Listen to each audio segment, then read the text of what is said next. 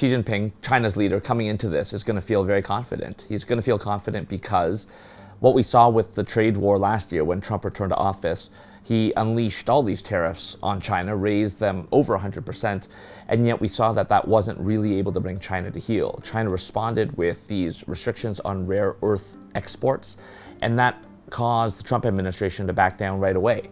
So I think what China's shown is that it does have some very effective tools against the US, and that Donald Trump isn't going to be able to simply show up here in Beijing and push China around. You're totally right that she probably has the upper hand here after those export controls, but Trump never goes into a meeting thinking he's the weaker partner. He's definitely coming in thinking he's the stronger player. The fact, even though the first meeting got canceled because of Iran, I think he's still going, hey, Iran, that's a separate issue. Venezuela, Cuba, those are separate issues.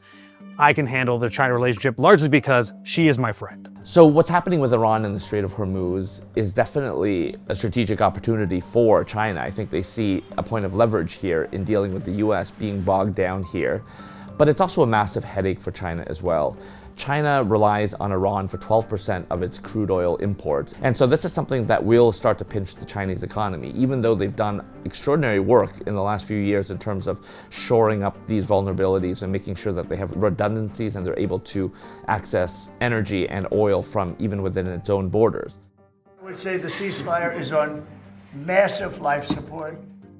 On Iran, I think you'd rather be Xi than Trump. China doesn't necessarily want this war. It's causing an energy crisis. But at the same time, it's great leverage for these conversations because Xi doesn't have to necessarily actually broker a deal. He just has to tell Trump that he'll help.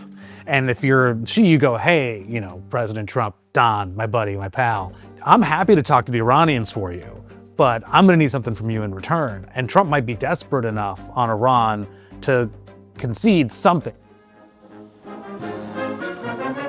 One of the more curious things about this summit is whenever a US and Chinese leader meet, Taiwan is usually like the thing, and it feels like a second or even third order issue here on the agenda. I think that's largely because Trump doesn't want to deal with Taiwan. Whenever he talks about it, he usually talks about geography.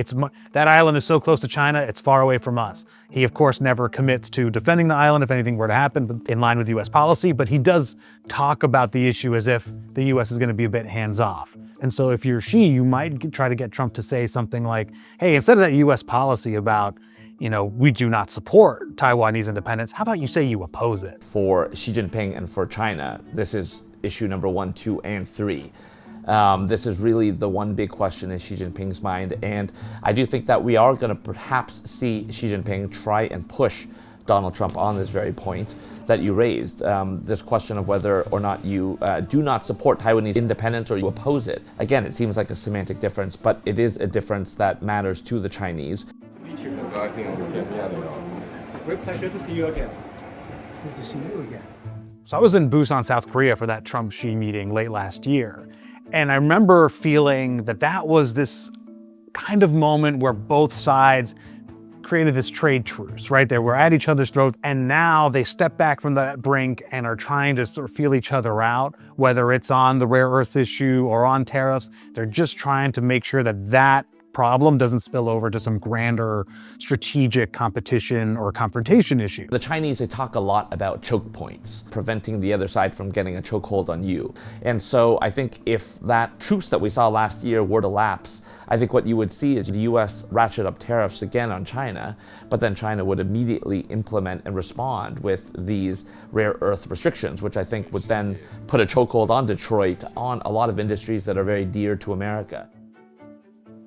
No matter what, Trump is going to go back onto Air Force One and claim victory. And victory doesn't necessarily mean that the US came out on top in economic or trade negotiations. Victory will be that a meeting happened at all and that it went okay. I mean, this is really, Trump just wanted to come, say hi to Xi, make sure that their personal relationship was okay. And Trump firmly believes that if personal relationships are good, that extends to the bilateral relationship. So if Trump and Xi are good, US and China are good. It's a big win for Trump as he heads home. The Chinese are very attuned to the US political calendar, and I think they know that Donald Trump is not going to be the president in a few more years.